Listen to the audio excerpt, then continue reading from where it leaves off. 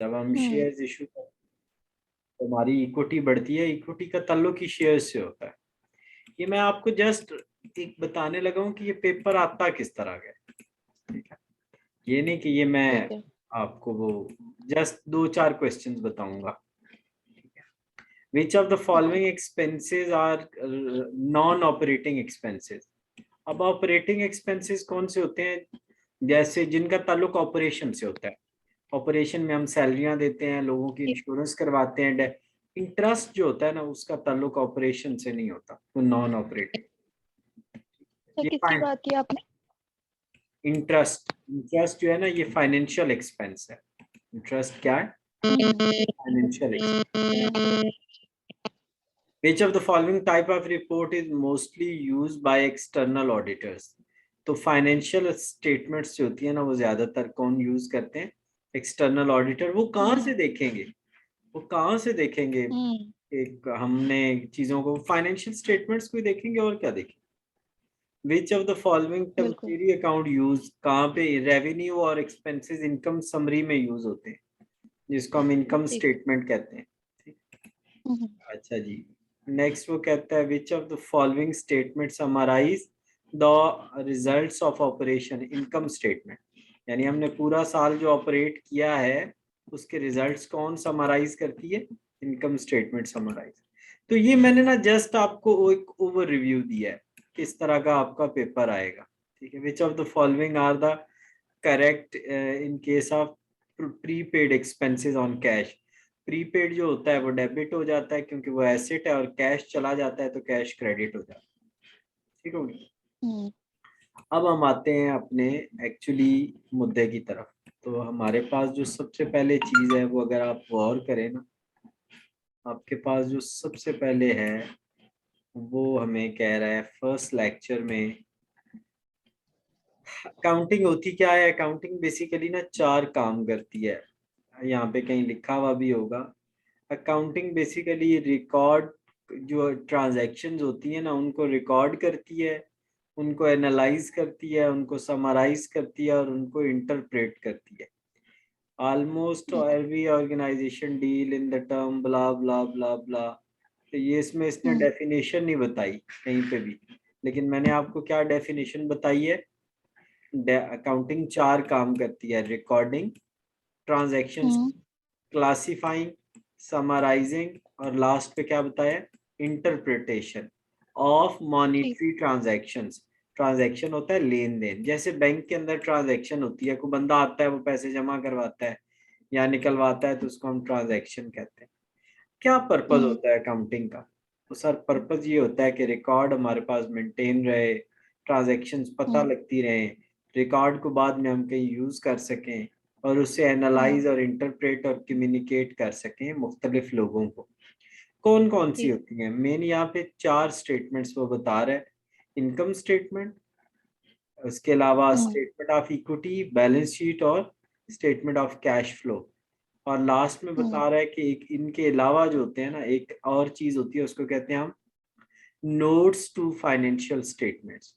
Notes क्या होते हैं? वो चीज जो यहाँ पे नहीं ना शो की जा सकती उसको नोट्स में अलग से शो किया जाता है। सर क्यों नहीं शो की हम्म। जा सकती?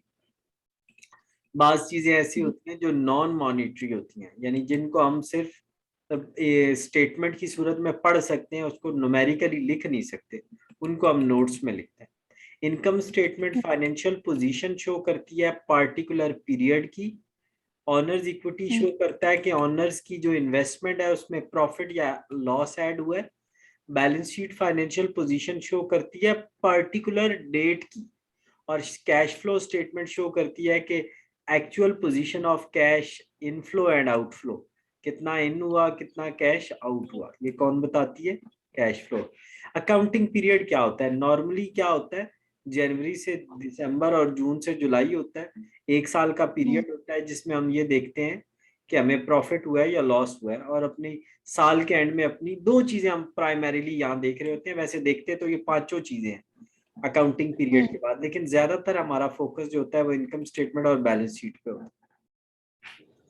आप सोल प्रोप्राइटर आप जानते हैं, अकेला बंदा मालिक होता है, आसानी से बन जाता है, आसानी से टूट जाता है। इसका सबसे बड़ा नुकसान अनलिमिटेड लाइबिलिटी है।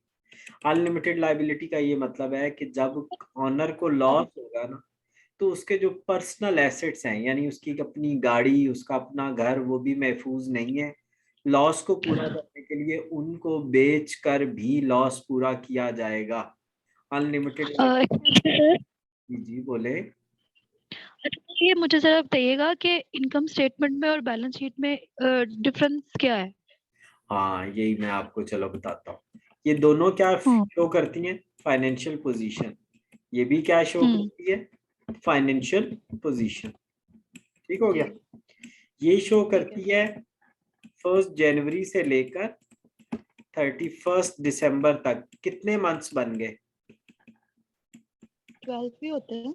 12 मंथ्स। ये शो करती है कि 12 मंथ में हमारी पोजीशन क्या है, हमने प्रॉफिट कमाया या लॉस कमाया।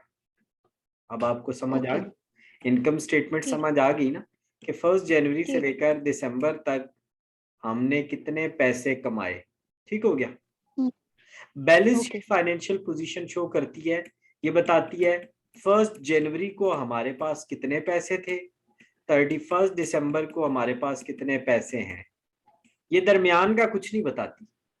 ये क्या बताती है? यानी ओपनिंग और क्लोजिंग बैलेंस की आप बात कर रहे बस ये हैं? बताती है कि जनवरी में हमारे पास क्या कुछ था और साल के एंड हम्म, में हमारे पास क्या कुछ।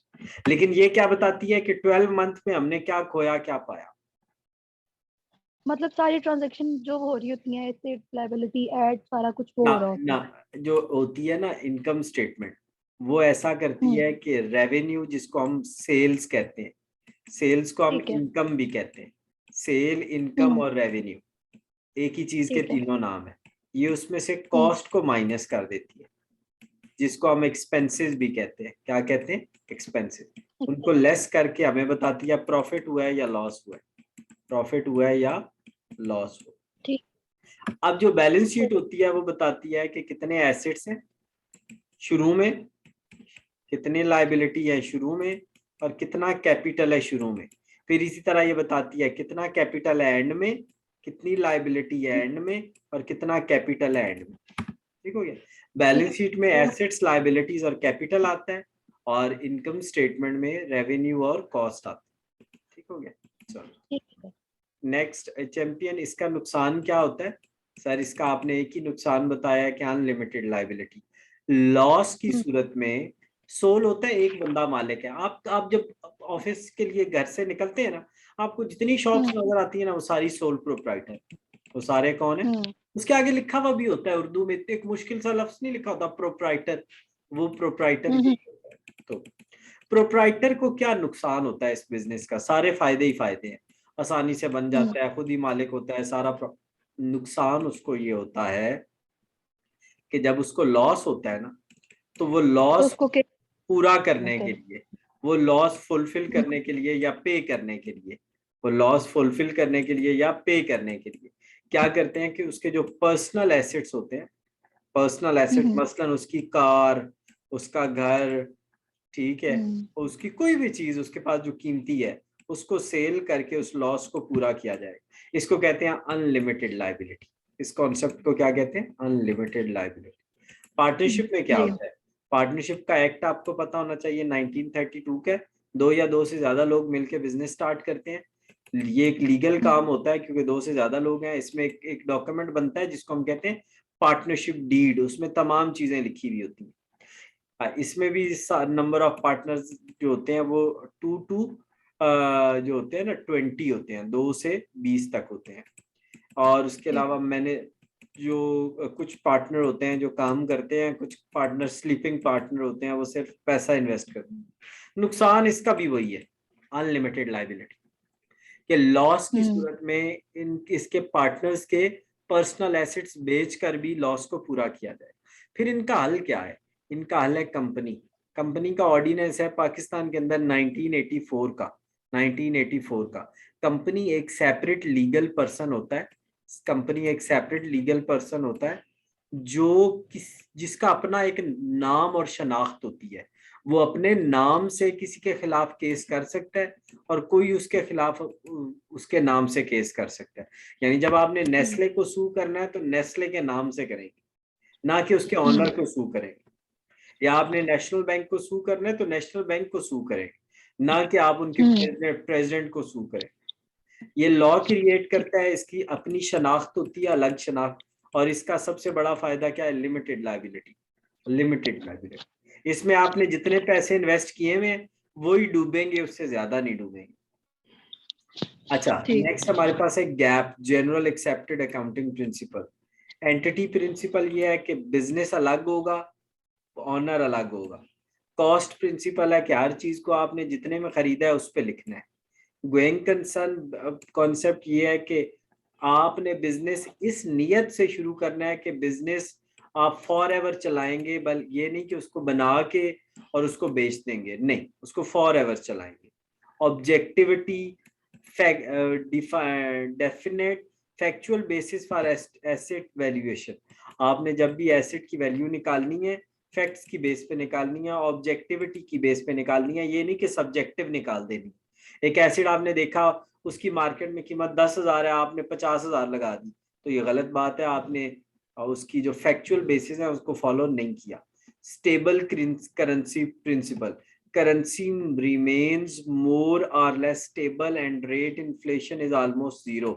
कहता है कि जब आपने ऐसी करेंसी को लेना है कि जो ज्यादातर स्टेबल रहे, यानी आप एक साल पाक रुपी में कर रहे हैं और अगले साल आप डॉलर में करें, तो ऐसे आप नहीं करें। एडुकेट डिस्क्लोजर, आपकी जितनी भी पॉलिसीज हैं उनको आपने नोट्स के अंदर, वो जो कंपनी के नोट्स होंगे उनके अंदर उनको डिस्क्लोज करना है। अकाउंटिंग इक्वेशन आप जानते हैं, अभी हमने बात की है, assets is equal to liability plus owner's equity. Assets क्या होते हैं? Economic resources of the business. क्या बोला है मैंने? Economic resources of the business, जैसे लैंड, बिल्डिंग, प्लांट, प्लांट पौधे वाला नहीं, दूसरा प्लांट, मशीनरी, फर्नीचर फिक्स, उसके अलावा cash in hand, cash at bank, उसके अलावा डेटर्स, उसके अलावा स्टॉक, उसके अलावा लैंड, बस स्टॉक, अकाउंट रिसीवेबल्स, ये सारे के सारे एसेट्स हैं। इकोनॉमिक रिसोर्सेज क्या होते हैं? वो चीजें जो कंपनी के लिए प्रॉफिटेबिलिटी जनरेट करती हैं ना, उनको हम इकोनॉमिक रिसोर्सेज कहते हैं। प्लांट है, मशीन है, इस्तेमाल करते हैं, चीजें बनती हैं, बेचते हैं, बेच के प्रॉफिट कमाते हैं। लायबिलिटीज क्या? जी जी बोले। कंपनी के लिए मतलब इकोनॉमिक रिसोर्स हो या एक इंडिविजुअल के लिए भी? इंडिविजुअल को तो हमने गोली मार देनी है इस केस में, इंडिविजुअल को नहीं देखना। जब भी आप ये बातें कर रहे होंगे कंपनी के पर्सपेक्टिव में कर रहे होंगे। कभी आपने देखा है किसी इंडिविजुअल ने अपनी एसेट्स बनाए हो या अपनी लायबिलिटीज बनाई हो? कोई नहीं बनाते, ये कंपनी बनाती। ठीक है। लायबिलिटीज क्या होते हैं? Debts of the business. Debts of the business, इसकी एग्जांपल अकाउंट पेएबल, क्रेडिटर, उसके अलावा क्या होता है? आउटस्टैंडिंग पेमेंट्स या लोन कह लें, बस बड़े। अच्छा, अकाउंट पेएबल और क्रेडिटर कौन लोग होते हैं? वो लोग जिन्होंने हमें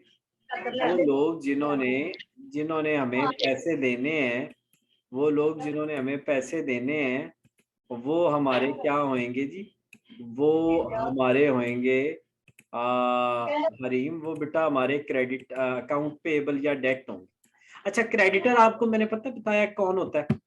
सपोज यहाँ पे ना आपकी एक शॉप है, बुक शॉप, आपकी एक बुक शॉप है, ठीक है। बुक शॉप में एक इधर लोग हैं, एक इधर लोग हैं। जिनसे आपने पैसे रिसीव करने हैं ना, वो आपके डेटर होंगे, और जिनको आपने पे करने हैं ना, वो आपके क्रेडिटर होंगे। वो आपके कौन होंगे? क्रेडिटर होंगे। तो अब आपको दोनों में डिफरेंस पता लग जाना चाहिए कि क्रेडिटर और डेटर में क्या फर्क होता है। डेटर वो लोग होते हैं जिनसे हमने रिसीव करने हैं, और क्रेडिटर वो लोग होते हैं जिनके हमने पे करने। अच्छा, क्रेडिटर एक जर्नल टर्म है, इमरान, अली, अहमद, जितने भी हैं वो सारे उन्होंने हमारे पैसे देने हैं, तो वो हमारे डेटर होंगे। जिनसे हमने लेने होते हैं वो हमारे डेटर्स होते हैं। ठीक हो गया? अच्छा जी, अब ये आपने मजीद ऊपर वाली चीजें करने की जरूरत नहीं है, को एज ये बहुत बेसिक चीजें हैं जो आपने अकाउंटिंग में पढ़ी थी, लेकिन इनको फिलहाल करने की जरूरत नहीं है। हम मूव कर रहे हैं लेक्चर